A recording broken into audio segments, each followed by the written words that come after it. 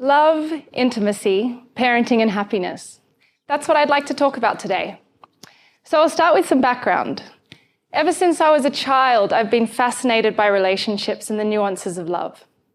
I recall in early primary school how much I adored watching gentle exchanges of affection between my parents and thoughtful conversation between extended family members or even between couples I didn't know. I loved watching a parent respond to a baby or ask a small child to do something because it absolutely fascinated me that there were just so many different ways of communicating this one same thing, love.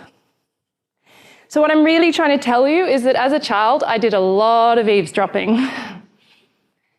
But of course, it wasn't only love that I witnessed. I had an extremely loving childhood, particularly in those early years. But where love exists, so too does pain. And like many of us in our childhoods, I also witnessed failed attempts at communicating deep emotional hurt, which in turn only inflicted further pain onto others. So from there, my fascination with relationships only grew, particularly as I traveled through different cultures, discovering that the expressions of love and pain were not only culturally entrenched, but they were also intergenerational. Now, as a couples and family therapist, I have the privilege most days of being invited into the intimate worlds of couples, to walk alongside them and support them through relationship and parenting challenges. So if you think about it, that now makes me a professional eavesdropper. And for some, this counselling journey is a process of learning and growth together, where they've chosen early on to better their understanding of how they exist in relationship and show up as parents. For others, it takes them down a path of deep repair, reconnection, and understanding. And yes, this is possible. And for some, it results in amicable separation, with the realization that both individuals can have a relationship of higher quality. And yes, amicable separation is possible. What is required, though, in any of these instances is willingness, goodwill, and accountability from all parties. And that can be hard to come by. My work is centered around improving the quality of relationships, which means it's not about keeping couples together at all costs. But it's here working with these couples that my deep interest in understanding how love thrives across the course of parenting continues to evolve. And that's what I want to focus on today. Because what I'm seeing both in the literature and in my own clinical practice is that to truly support our children's development, those who are parenting as a couple need first of all to prioritise the intimate relationship. How do we sustain deep love, connection, and intimacy with our partner after bringing children into the world? This is one of the most important questions we can ask ourselves as parents if we care about our children's future. Because clinical psychologist John Gottman found in a longitudinal study that the quality of the relationship between parents has a profound impact on the well-being and development of the child. So let's look at the social context. Within Western societies, we're now living in an era where parents are putting huge pressure on themselves to be the very best parents they can possibly be. And we look on our socials and out in the world around us at versions of people's lives, and we know that these are so often only representations. Yet from these representations, we still form a notion of what relationships and parenting should look like. And so that question of what is enough is quite relevant, isn't it? Is this relationship enough? Am I offering my children enough? Am I even happy enough? So in the pursuit of providing our kids with the happiest childhoods they can possibly have, many of us are prioritizing our children above all else. And in turn, this is leading to the depletion of all our resources, of our emotional energy, of our physical energy, of our time and our finances. And the research shows that within 3 years after the birth of a child, approximately 2/3 of parents experience a significant drop in their relationship quality. So as a result, in Australia and the States, almost half of us end up parenting on our own. Now, without a doubt, effective parenting requires huge sacrifice and endurance. But what if sustaining love and connection with our partner was not only possible after having kids, but nurturing the intimate relationship is one of the most important ways we can prepare our children for a fulfilling life? So let's look at what's involved. As a collective society, we now know that the way in which we are loved as children has a huge impact on the trajectory of our adult life. This is from decades of groundbreaking research in attachment theory, and of course, it's one of the primary reasons we are prioritizing our kids above all else. What is also true, though, is that the love we observe as children impacts how we love as adults and also who we choose to love as adults. So as much as parenting is care and provision and protection and sacrifice, it's also role modeling. And whether we are being intentional with the behavior we're modeling or not, we're modeling it all the same. If we turn away from our partner, we are normalizing the act of closing down. If we avoid conflict with our partner, we are normalizing avoidance. And if we blame or shame our partner, we are normalizing the act of blaming and shaming. But if we practice healthy emotional expression, we're modeling healthy emotional expression. And if we practice effective communication, we're modeling resolution. And remember how I mentioned that as a child, I was a little eavesdropper? Well, my sense is that we all were, whether we wanted to be or not. So if a key aspect of parenting is role modeling, what kinds of relationships do we want to model to our kids? And from which part of ourselves do we want to lead? Because it's not a coincidence that in couples therapy, one of the initial questions asked of the couple is to describe what they recall about their own parents' relationship, what they observed, and how they think it's different or similar to their own. And it's fascinating, right, that to go out and get a job, we're usually required to have some form of preliminary training, be it through a course or a university degree or an apprenticeship. But to go out and be in relationship or to have kids, we're expected to just know how to do it. And you know what one of the only things we can absolutely guarantee about our children's future?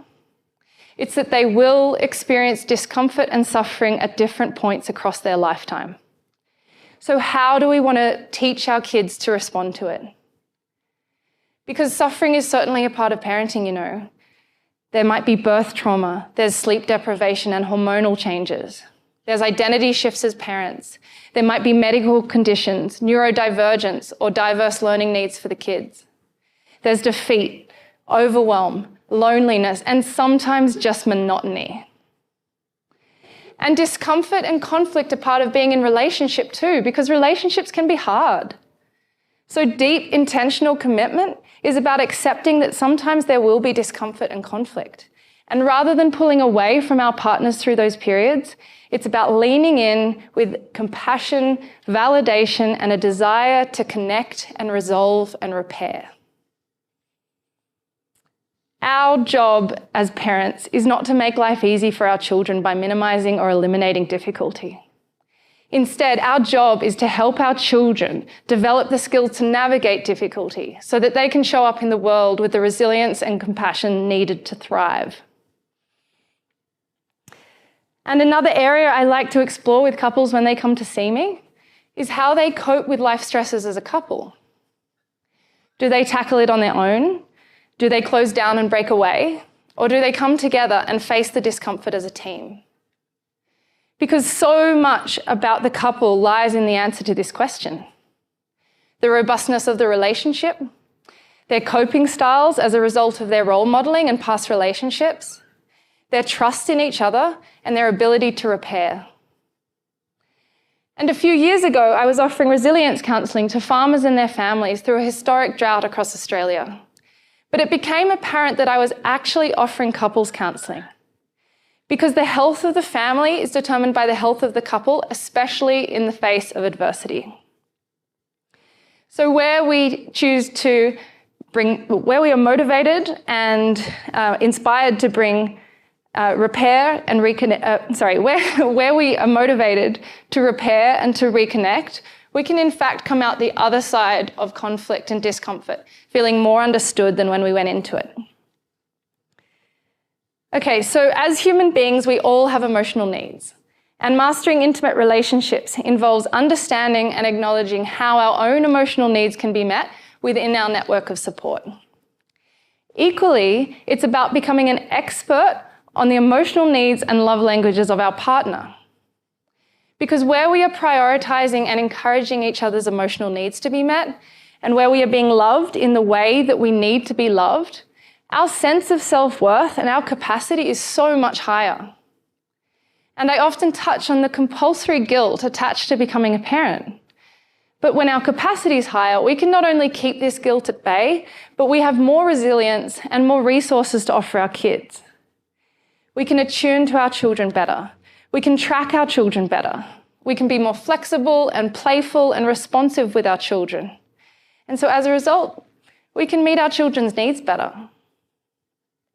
And we must never underestimate the value of acknowledgement and curiosity about our partner's day, about their emotional needs, and about their inner world. Because where we make assumptions about our partner or lose our curiosity, we're limiting our ability to connect through inquiry, and inquiry communicates care. Having children is a remarkable life change. So if we think what worked to maintain connection before kids will work after kids, we might just be kidding ourselves. But rather than letting these activities and rituals of connection fall by the wayside completely, we can instead adapt them to the new environment of parenthood. And instead of becoming experts at tag teaming, we become experts at togetherness. And we must never underestimate the adaptability of our kids too, because they tend to be far more flexible than our tight schedules make them out to be. What this means is that if as parents we weave into our schedules the things that bring us joy, we might just find that children are incredibly good at finding creative play within our playground. And this is where the initiation between partners becomes a beautiful dance, where we can remind each other through invitation and encouragement to plan and ritualize the things that nourish us as individuals and bring connection. Because perhaps the European culture of babies falling asleep at adult dinner parties is actually quite intuitive. Or teenagers joining in on catch-ups with friends of their parents and then in turn forming intergenerational bonds they will cherish for life. Or perhaps babies having their morning nap in a carrier whilst on a hike or in the garden is actually quite tribal and authentic. Having kids is an exhausting, challenging, and overwhelming journey. But what I'm suggesting is where we make choices that nourish us, relax us, and bring joy to our lives as parents, our children won't only adapt, but they will thrive in these environments through co-regulation. Okay, and then how do we sustain sexual intimacy and desire after having children? There is just so much in the answer to this question, so what I will say is this. Every individual is deserving of pleasure, and no one should be expected for it to look a certain way. And those with sexual desires, those desires can encompass far more than the act of sex alone. And the meaning of sex varies from individual to individual and across time, therefore so too does the act. And foreplay, remember this, foreplay is everything that happens between the last time you have sex and the next time you have sex. What this all in turn highlights is the importance of creating safe and intentional spaces as a couple, where we can verbally explore and discover what pleasure and sexual connection means to each other. Because it is crucial that we acknowledge and accept the dramatic changes that can take place to our sexuality after becoming parents, particularly for those who have carried and birthed or breastfed a child. And unfortunately, the inflexibility of routine that needs to accompany parenthood sometimes leads to the destruction of desire. And as Esther Perel, the guru on modern relationships, says, desire is about novelty, adventure, and imagination. But we can in fact lean on our scheduling skills that allow us to get our kids to their appointments, daycare, or sport, and we can schedule blocks of time within which intimacy and connection can unfold. But we have to be mindful, because in the same way as we can overschedule for our kids, we can overschedule for ourselves. Okay, babe, so for date night on Friday night, my parents are coming around at 6. The movie starts at 6:30, so I've booked a table for dinner at 8:45. And I really want to talk to you about Johnny's school report. And did you get the screenshot of the menu? I'm definitely ordering the chocolate truffle cake. Now, of course, it's good to have something to look forward to, be it quality time, be it intimacy. chocolate cake. But without a bit of flexibility and spontaneity, we risk killing the playfulness and desire and being met with disappointment when the experience may not end up feeling as connecting as we had hoped. And planning and ritualizing the smaller moments of connection are of equal, if not more, importance. Because it's the smaller moments that as parents are more attainable. It might be a cup of tea for 10 minutes of an afternoon without a phone in hand. Or a ritualized evening together once a week after the kids are in bed, without any screens and without any expectations, where we can be intentional with our check-ins and prioritization of each other, no matter how tired we may be. And contrary to what is often portrayed out in the world, it's also very natural for there to be periods where couples go without physical intimacy. But the couples who successfully sustain connection across time are not frightened by this. Instead, they accept these lulls with compassion, whilst also knowing how to bring eroticism back into their relationship. And so as a result, there's a robustness in their love. Yet equally, I so often have couples come to me after the challenging earlier years of parenting are over to see what's left. And there's quite a strong dichotomy here. What we tend to find is that by the time they've commenced therapy, some have already left the relationship emotionally. But for those who show up with willingness, accountability, and a motivation to forgive and to repair, these couples have success stories. And not only do they make it through together, but they feel more connected and more resourced at the end of the process. But what if there was a way of preventing this level of disconnect arising in the first place by resourcing ourselves early on and prioritizing the relationship throughout the parenting years, rather than waiting until things deteriorate? Because what if love for your partner isn't some static thing that forms early on in the relationship and sets for life, marriage or otherwise? What if it isn't something you can shelve for a decade or so while you're raising kids through those early years and then come back and dust off and move up the list of priorities?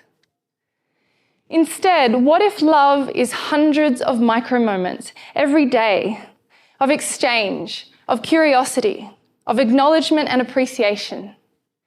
What if it's listening to understand rather than listening to defend? What if it's initiation, inclusivity, acceptance? What if it's leaning in with gentleness rather than turning away with animosity? Discarding righteousness and embracing accountability? What if it's imperfect and yet intentional? Because if our happiness is determined by the quality of our relationships and the health of the family is determined by the health of the couple, then if we really want to offer our kids a safe and happy childhood and successfully teach them how to be in relationship, then to nurture the intimate relationship is how we prioritize the kids. Thank you.